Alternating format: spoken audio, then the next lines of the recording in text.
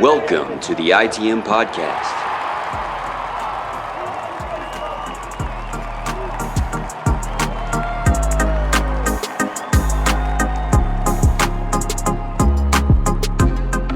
This is episode 347 of the ITM Podcast, the official Boston Red Sox podcast of opening day 2026. My name is Joey Copponi, that's Scott Neville, and the Boston Red Sox are about to kick off another season on Thursday afternoon. Scott, how you doing? Dude, I mean, look at my background. I couldn't be better. I mean, look at this thing. You got to go to the YouTube to check that out. I mean, we got a ladder. We got a lot of drywall, insulation on the ground. It's been a tough week. Yes. Construction workers' backpacks that they left here because they're not done yet. They're going to be back tomorrow, 7:30 sharp. The way they did it the first time is they knocked on my bedroom door. That was quite the scare. Didn't tell me they were coming on Monday. That was fun. Someone gave them the key from our building. That was cool. Anyway, but it's opening week. Unbelievable. That is, go on over to the YouTube, press subscribe or follow or whichever one it is over there. I believe it's subscribe. Press subscribe over there. Yep. And Scott's going to send you $1 if you go and do that and can prove that you did. Just drop the Venmo down below. It's opening day, brother. It's opening day as we're recording this technically because there's one game on Netflix at 8 p.m., but that's not really opening day. It's opening day when you are listening to this, which is Thursday, maybe.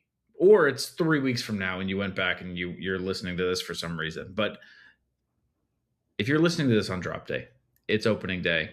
It is also our season predictions episode. It's our season preview, our first series preview, a pitching preview. The season's finally here. I say this every year, Scott, but there is a moment right around me. There's a moment right around now where it hits me like, right, they are going to play games. Like they are a baseball team. We spend all winter talking about this team like it's a reality show that we follow and who's in and who's out and who's going to make the cut and who's not. And, who should they acquire and why is this guy still here and how have they not gotten that guy and shaking our fist at John Henry. It's a fun little reminder that on the other side of it all, there's baseball games involving these dudes. And I would argue, this is just my opinion, I would argue it's the best part. The best part of it all is the baseball part, and it's finally here. And the air feels a little different this week, Scott, and I am excited. And I'll lead in with this. Are you feeling the opening day vibes over there? Yeah, honestly, kind of weirdly hit me today in our little pre-production, podcast move-over meeting. That I feel like that I think that's where the excitement started growing, and the fact that you're like, have the game in the background. You got Jameis Winston on your TV, and nothing says baseball like Jameis Winston. If you remember his days at Florida State, he was quite the player. So he faced Max Fried, dude. They've showed it already. He faced Max Fried back in the day. So got to hit off. There we go. Not a big deal. Yeah. No, I'm really excited. I think also opening day as of right now, like home opener, is supposed to be like 83 degrees. Yeah. That's not how it's been. No, it has not. It's been a while since we've had anything similar to that. Dude, you know what? What's special to me about like the week of opening day is that baseball in certain ways in America is a language that crosses generations and subgenre of folk. It's just this national language that we all speak in a way. So to say to people, opening day is this week, people light up a little bit because it's like telling them like, hey, winter's over. It really does waken people up, especially like the further up you go in New England where it's still very much winter.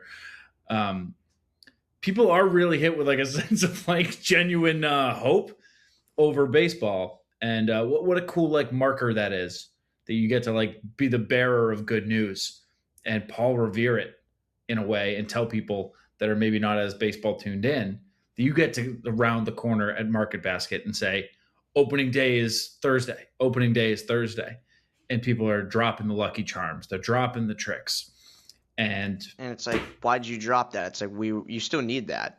Like, it's just going to be a little warmer. Well, they're shocked. They're stunned. I thought they were like dropping and running out. It's like, well, guys, wait, you still need the cereal. No, I'm scaring these people in this scenario. Oh. Yeah. I'm spooking them. Okay. Well, I'm coming around. To do that. Yeah, you're not ready for me when I come. Holy. I think you have to bleep that. Jesus Roster has been announced. A few surprises, I guess you'd say, Scott. A couple surprises coming your way. Not your way, just all right. Connor Wong is on the team, which is not too surprising if you're a host of this show. No Peyton Tolley. He will start the year in Worcester. Either of those things shocking to you? I mean, Wong, I wouldn't say shocking. I think there was a real chance he could have lost his job, but I don't know that it's like, I think he was still like the odds-on favorite just because he's the veteran that's been here. He would have had to lose the job. Yeah, he's Connor Wong. He would have had to lose the job, Mm-hmm. And so I guess not shocking, but it also wouldn't have totally stunned me if someone else had stolen it from him. And then with Tolley, I don't know. I thought they'd just find a way to either, get him. I know they don't want to shrink his workload, but a multi-inning reliever or something. Like, he's gonna be on this team more days than not. I fully believe that. The staff's just so stacked, but he did everything he was supposed to. In spring training, he had a 2.53 ERA, 13 strikeouts, 1 walk. 205 batting average against. He did everything he was supposed to make the team. It's just too many veterans. It's a tough conversation to have. Like, when I saw that Peyton Tolley wasn't on there, I mean, my mind jumped right to the idea that he did have to have a conversation where he was told, like, look, kid, you didn't do anything wrong. Like, we just have a stacked staff. If you were here last year or the year before or the year before or the year before, there'd be a spot for you. Unfortunately, right now we're actually good for the moment. So, unfortunately, you're just not here. So that is tough. I think you're right that we'll see Peyton Tolley one way or another. They'll find a way to work him in here. Connor Wong, also another reason that's just not very shocking to me. The way that this team has operated, especially with like Marcelo, like they've shown you that they are not quick to give the job away. So it would have been really out of character with the way that they've been operating to bring Tice into the situation where he zooms up past somebody who has had that spot and is given the role, even as a secondary role, as like the backup. Mm-hmm. It still goes against the philosophy that they've been touting around. And I do believe that they're holding true to that, like earn your spot shit around here. So neither of those were too shocking to me. Peyton Tolley, I guess a little bit. In that same vein, though, Scott, Mr. Connolly Early is in the third slot in this here starting rotation. How about that? Yeah, I mean, he just flat out beat Bayo and Ranger Suarez, and there's no other outstanding factors, and that's what it comes down to. It's simply just that he was the better pitcher. It had nothing to do with the fact that Suarez and Bayo didn't get ramped up the way they needed to because of the World Baseball Classic. Let's run with it that Early's awesome, and that part is true. He gained weight this winter. And every time there's the off-season momentum about a player gaining weight, that always works out. And then, he just beat the big $130 million acquisition and a guy that had a 3.35 ERA on this team last year. So that we told his family never makes it abroad on the Netflix special. I don't know why we said that, but we did say that about Bayo. We said his family never makes it abroad. We hope, I think. We hope his family never makes it. Well, we said something like, we're not sure if he's a number one, and then it cut to them being like, oh, yeah. Yeah, also his family doesn't have a visa. He hasn't seen his family all season, and it really made it look, that's how they decided to cut it up in a way that it was like, by the way, while these dickheads are talking about how you might not be the best pitcher in the league, rightfully so or not. Let's talk about his personal life as well, and how it's not great. Right. No. I forgot that they did make it seem like we were being insensitive to his visa situation, this Visa MasterCard situation. Yeah, I don't know. It's crazy that they get control over that. You ever think about that? It's nuts that they put them in charge of everything. Scott, are you raising your hand for a question? No, you're moving your mic. You're moving the mic. You should have known because the mic moved. Yeah, well, that's how I figured it out. Eventually, I got there in time. But yeah, Early's good though. Is what I'm trying to say. I think Early's gonna have a really, really good season. That sounded. It's just funny when people made that a narrative that he's the number 3, but he's awesome. You don't think it's a little early to say that, Joey? What? 10 minutes into the show, you're gonna pull some bullshit like that. Pitching previews coming up later, folks. Stick around. Oh, dude, you're gonna do a lot with that, aren't you? It's gonna be a long year for that name. No. Do you want to get to our season predictions, dude? That's why people are here. People are all lined up around the corner to hear our season predictions. Only on ITM. Sure, I guess. I'll do it. You ready for it? Okay. All right. We are going to go through. We got a record prediction is up first. I'm going to come out swinging here, Scott. This team goes 92-70. And let me tell you, very, very rarely do I feel this confident in a number. 92-70 feels so correct. I tried to move it and go 91, and then I looked at it and I said, no, this is a 92-70 team. Yeah, not one more, not one less. It's 92-70. Play this clip in September. Yeah, you're close. They're gonna go 90-72. Last year they won 89 games. They moved some pieces around. You know, offense got a little worse. There's a little bit of homegrown growth there. The pitching got a lot better. They're gonna win. They're gonna win 90 games in a tough division. Close. It's gonna be 92. You're going 90-72. All right, let me write that down. All right. You take the lead on this one, Scott. Team MVP. Who you got? Yeah, dude. I got Roman Anthony. Oh, and you can't go Roman Anthony, by the way. I think I mentioned that, right? Oh, you didn't. You didn't mention that. No, I think I did. I think I put that in there. No, because I could pull up the text. It didn't say that. You want to say, so you're going to say, no Roman Anthony. That's the rule here? Because I think it'll make for a better segment if we go no Roman Anthony, no Garrett Crochet's, if you want to do that. I know. Well, because here's the thing. I'll come out and say it. My MVP and my Cy Young are Roman and Garrett. And it's like. It's boring. And the other thing, too, is that, when we do shows like this, last year you picked Walker Buehler straight up when you could have picked Crochet, and that led for some good content because of how insanely stupid that was. So let's go no Roman, no Garrett Crochet, and then we'll pick new ones on the spot. Okay, yeah, no Roman, no Crochet. I'll go Jarren Duran. I feel like I'm a little bit captured by the moment. He was so good, this spring, and it wasn't. What I like is when there's something behind it. He changed it kind of like a one hand follow through, and he has been pissing on the ball lately, as the kids say. Kids say that? Yeah, dude. Do they? I don't think that that's a bad pick. I could see Jarren Duran really having another MVP I don't vote want to say breakout season? year. Yeah, like an MVP vote season. I heard Jake Storiale of John Boy this winter say Jarren Duran is the Red Sox.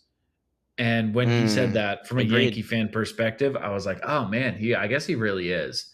And of course you want the guy who like defines your team to take off and like be a dude. So I'm rooting for it, But unfortunately, you're wrong, and the correct answer is Wilyer Abreu, because he has been disrespected to a level that I can't fucking fathom. I think people are going to be lying this year. There are going to be people lying, telling you they always believed in Wilyer and that Wilyer's always been one of their favorites, and that like Wilyer brings such a like fun energy to the team, when in reality this past winter they were the people saying that they should trade Wilyer. The fact that he was ever in those conversations, I think, is crazy. And I think this era where the Red Sox are going to be competing for World Series championships, which is what they should be doing in the next, like starting now in the next 3-4 years, like they should be going for it right now. I think time will tell a story that says we should have known from the beginning that Wilyer Abreu would be an integral piece of those cores. Yeah, I completely agree with that. I was kind of upset with myself for, that was a 1A 1B, and I don't even know which one. I kind of like your pick better, which is kind of weird. I believe in yours more. I think Duran has, an interesting route to being that team MVP, but a healthy Wilyer should hit 30 doubles, 30 home runs, and win a Gold Glove. Which, where do you find that? Yeah. Where do you just stumble upon that? Mm-hmm. Or build that in the aggregate, which was what the plan was, I guess. Platoon that. Yeah, we'll get it somewhere. It's insane. Team Cy Young. I'm going to go first because I don't want you to take this guy because I know that you were about to. It's a guy that maybe we've given a hard time to. Again, this is no crochet allowed. Mm-hmm. It's a guy maybe we've given a hard time to. It's a guy that at times we didn't believe in. We said, get rid of this guy. This was a guy who we went on Netflix in front of Netflix cameras and we said, get this guy on the next plane out of this city, we said. I thought you said country, which I thought was too much. No, it was a little too much. I thought you said I said stopped country, myself from recounting something that didn't even happen. No, because I wouldn't say that. Okay, well, we'll have to go back and look. I mean, I don't know what they put in, so. That's what you knowingly, in front of a Netflix camera that we knew was happening, the soundbite that they got permission to use, you said, get him out of here. Mm-hmm. And there are people who wanted to trade him all winter, and there are people who stood by him all winter. And I am neither of those guys. That's why my pick for Team Cy Young is Garrett Whitlock. I think he's going to come out fucking swinging. I'm telling you, something about him wearing the Team USA jersey and something about him giving up what he did at the beginning has flipped the switch in his head. The fact that his good buddy Tanner Houck is just deceased now, and he saw how fast things can fade. I think that has an effect on him. I think it's going to get in his head. I think he's going to be the janitor that we saw in 2022. 2021 was when he was unbelievable. Was it 21? Yeah, because it was a sick team. We made a deep playoff run, and he was part of it. Yeah. I think he returns to form. Garrett Whitlock returns to form. Look out for it. Love it. I love a reliever pick for team MVP. Cy Young. Or team, yeah. Okay, here's what I would say about this. I want if we're gonna do no crochet and we're not just gonna do best player, I think we need to go with who has a higher, WAR than expected, basically. Like who makes the biggest impact than expected. In that case, I am gonna go Connerly early. I think he is, as much as he's a number 3 right now because of just circumstance. I don't think him being a number 3 quality pitcher in his rookie season is outlandish at all. This is a guy that he has so much control and such good off speed that they always talk about that, and they always highlight those two areas the way they talk about Ranger Suarez. But this guy throws upper 90s. That's the thing that people aren't really talking about. Because his control and his off-speed are so good. So if you have good off-speed, fantastic command, and you throw in the high 90s, I'd say decent recipe for success. I don't know about you. And yeah, he looked lights out. He looked fantastic last year. He looked like he got even better over the offseason. Now we're about to find out. Early also, he hasn't even honed in his pitch mix yet. Like if you look at his Savant, he has like a pretty even mix across like 7 pitches. He hasn't even really found his bread and butter yet. And he had K per 9 last year, like over 13. It's stupid. He's got so much bread and butter. That's the thing. He's got so much bread and butter. He doesn't need to. It might be in his best interest to not thin out his pitch mix. He might just be that. Did. Which is what? I said Eovaldi did that in the last, like when he went from like the guy that throws hard to being like a legitimate number 1 guy. That's what he did. He threw like 6 pitches. And he had every single game he had a different mix. That could be what Connolly Early brings to the table. And rather than being like a veteran who like decides later in his career that he can do that, like Connolly Early's basically starting his career because he has 4 regular season starts. And a playoff with start. That much. And a playoff start. With that much command, that much versatility.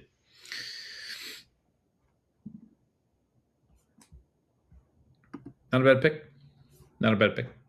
Thanks, you go first this time, dude. Home run leader. Tell me who. Tell me how many. I think it's Willie Abreu, and I would have said that even if we were allowed to pick Roman. I'm going to go 34. I'll tell you, I also had Willier, and I have 32.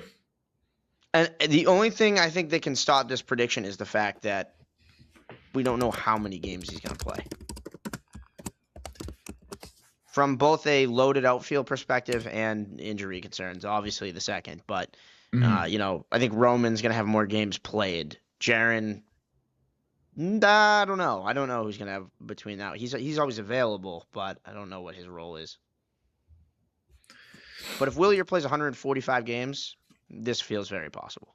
140 maybe even. I think I don't want to say likely, but like 30 How many games played does he need before 30 feels like a real, like you'd be surprised if he didn't hit 30? 135. I was going to say 140. I think if he played, and if he did it in 135, it wouldn't be shocking. Yeah.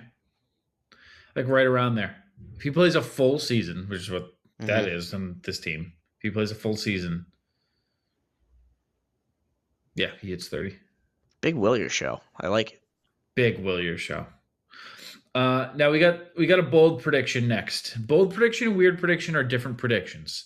For those who don't remember, a bold prediction is something unlikely, but weird is something unlikely.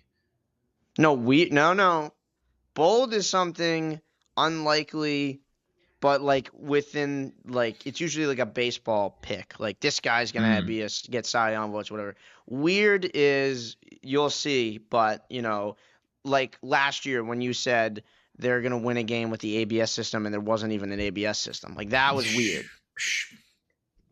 Yeah, I didn't say that. I think about that a lot. That's weird. Fucking crazy that I said that.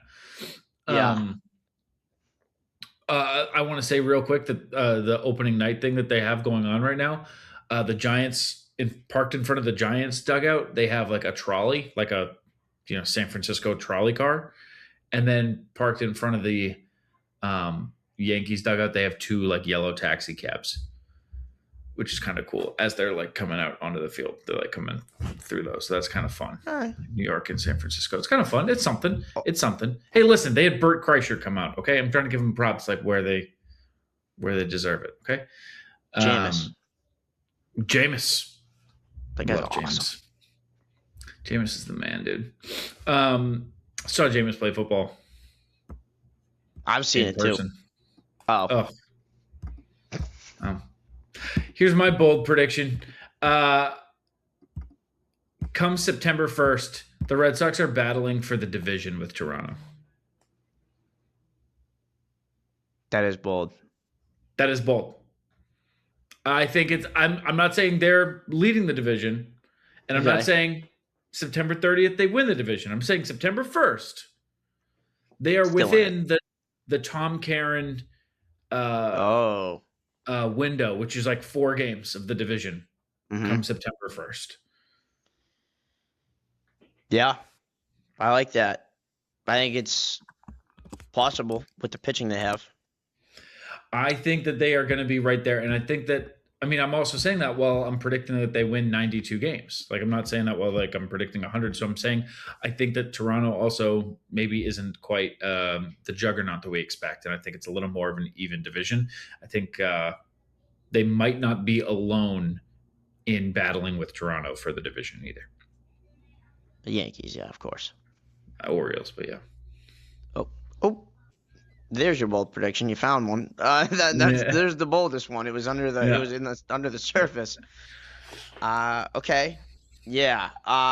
Mine, and it's based on the narrative all off season. I think this Red Sox team is going to be in the top half of home runs this year. I think a lot of people expect them to be like 20th, 25th. I think the just like downplay of power has been a little weird to me. I'm not saying they're going to be top 5 in home runs or anything crazy, but think about it this way. The big narrative was like there was a projection where they didn't have a single player projected for 20 home runs. They had like Roman at like 18. Why don't they had Willier under 20? It's crazy.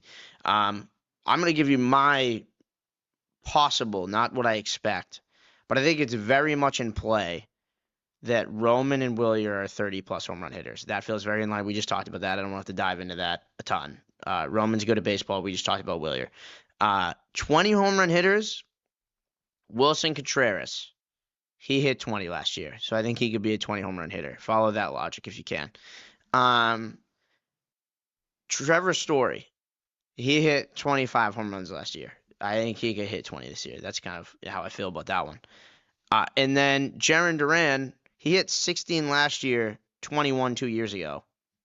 And he's already got like 7 this year if you count, like he's hitting a home run every other bat right now. You can see that it just takes a good week for him to get over that threshold. And then Rafaela hit 16 last year.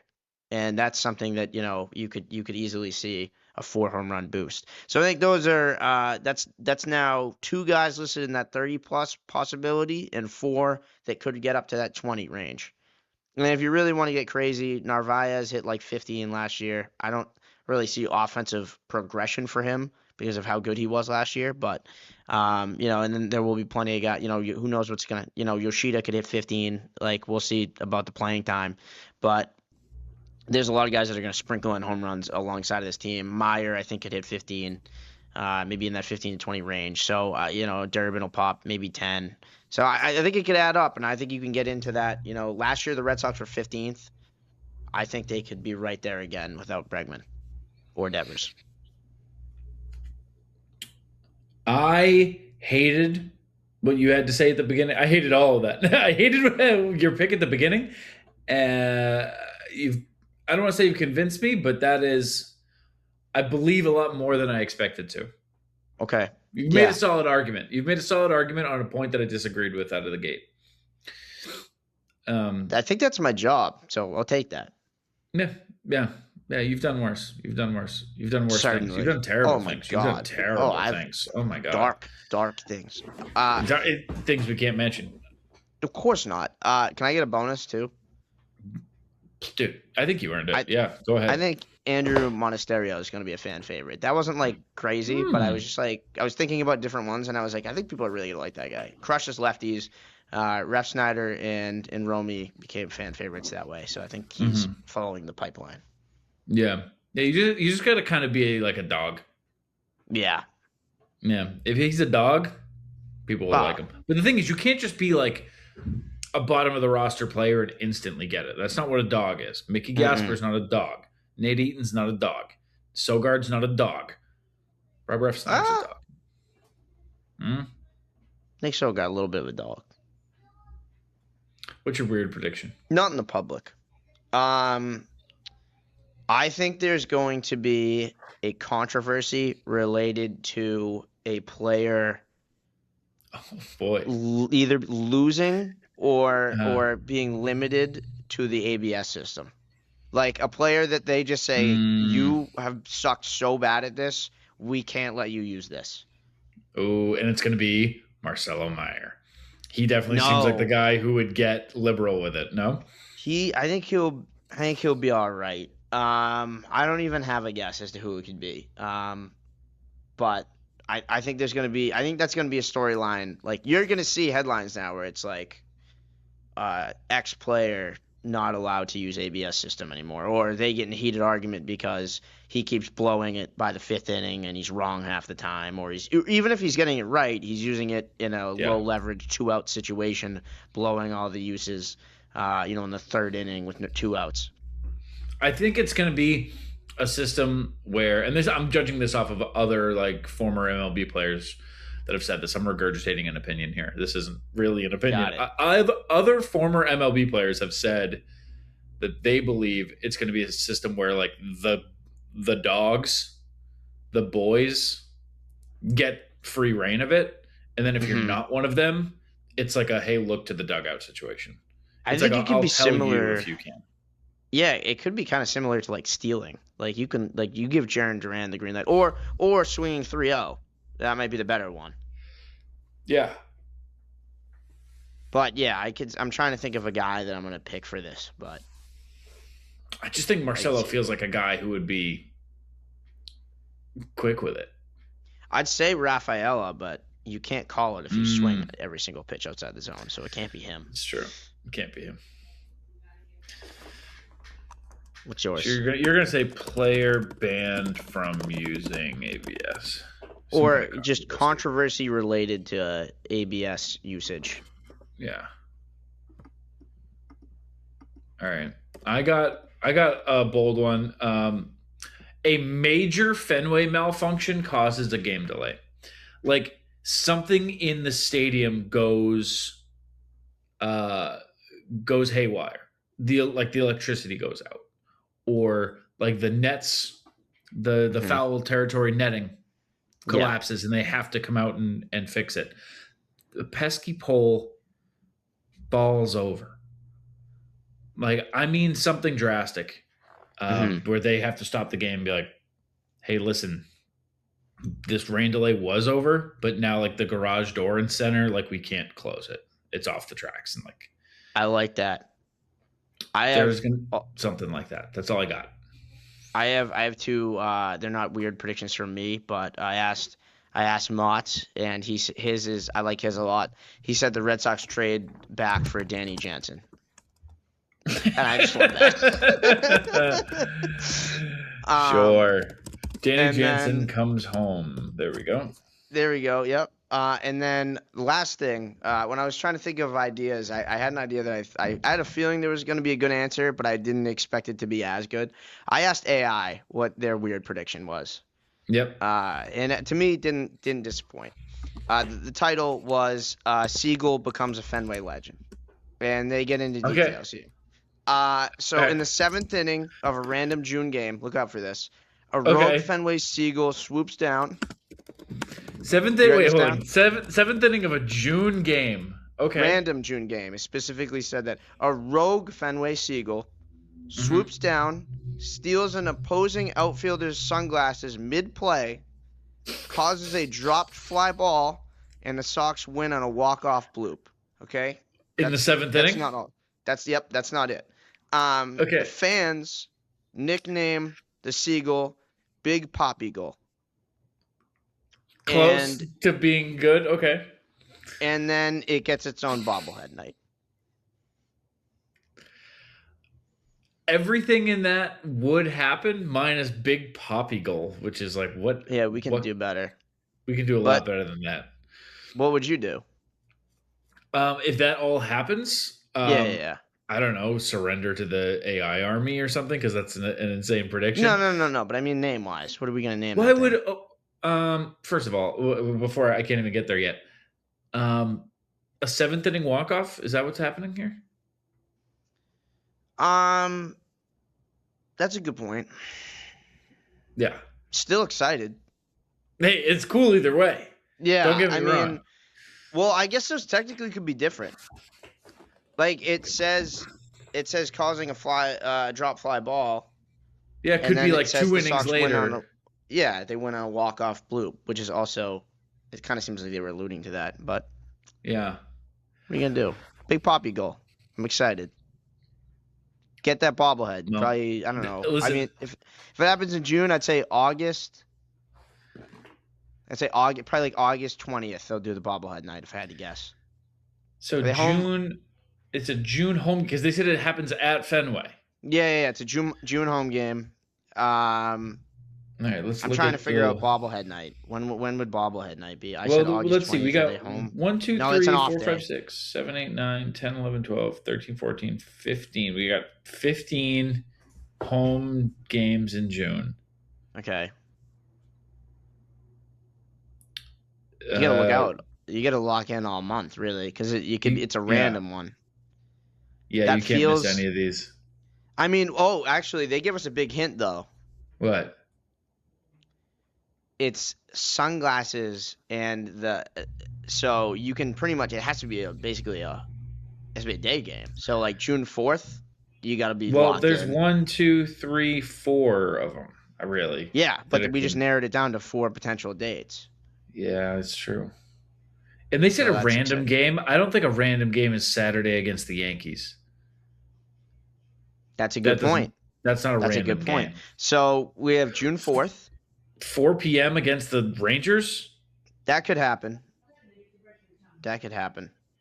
Watch out. Toronto, Thursday. I think that's in play on the 18th. Mm-hmm. Yeah. I think that one counts as random to me. As long as they're not like... Nah, that counts either way. Honestly, all these 6:45 starts are still in sunglass territory. That's true. That gives you Baltimore. Yeah, the whole Baltimore series, 2nd through the 4th. That could give you a couple innings like that. I'm going to go to Baltimore this year. Do you want to do that too? I certainly don't want to commit to that in March 25th, but why don't you text me the day of? And my playoff prediction, I think the Boston Red Sox go to the American League Championship Series. I think that we have a 21-esque run here where this team really looks like they could do it, and they fall to a team that was just there, has done it, and will do it this year, which is the Toronto Blue Jays.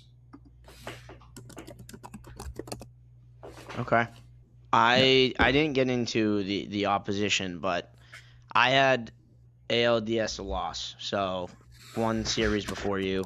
I think their rotation is set up very well for the playoffs. I think that they could get through a wild card series and feel really good. The good news is that pitching and home runs are kind of the way you win postseason games. The average public would say that pitching good, home runs, they don't have the power. I've obviously been more optimistic. But yeah, I don't know. I feel like watching what that team was last year in the postseason, they got better for sure, but I'm going to need to see some growth. They definitely could convince me, but I need Roman to be as good as he's supposed to be. I need Willier to do exactly what we've predicted today. I need to see that, Jaron's back. And more importantly, I think I need to see that Marcelo Meyer and Durbin are like productive offensive players. Trevor Story's still healthy. So, yeah. Big year for Story. Going overlooked. Big year for Story. Well, he did the revenge, like he got healthy again, so like we're good. Sure, but was it a flash in the pan? That's the big question. This is the bigger year, I think. It's like, okay, yeah, you were healthy for a year, but like now the monkey's off your shoulder, dude. Now just like be here, be the captain. See the captain? Is it Trevor's team? Is it Trev's team? Honestly, yeah. Yeah. Yeah, but yeah. Like, he's hosting the camps. He's given now that Bregman's out, there's really not even a discussion. Mm-hmm. Yeah. He's not he's like, if you had to name a captain, he's the captain, but it's not a guy that you're going, that guy needs a C. It's just like, if you're going to do like the Bruins, I feel like there's some years with the Bruins where you're like, they don't have a captain right now. Yeah, see, like, this is like, if they just like will force a name, it's like, I don't know. Like, we have a couple options here. I don't know if they've earned it, but you're the if we have to end candidate, you're the most qualified. Yeah. He'd be a good pick. He'd be my pick. Okay, series MVP for captainship. Sweep. There it is. Make the graphic. Kendall. Graphic, please. Make the graphic.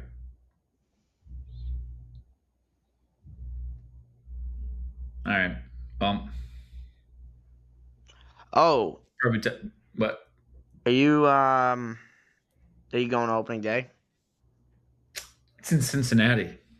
No, like our opening day. Oh, do you want to get credentials? Season's underway, by the way.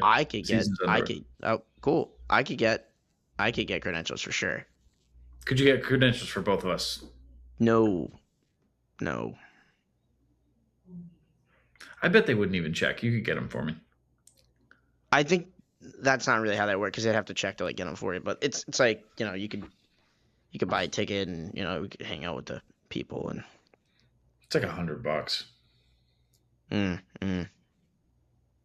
Fair, I guess. What did you say there? Where are they starting again? You said Cincinnati.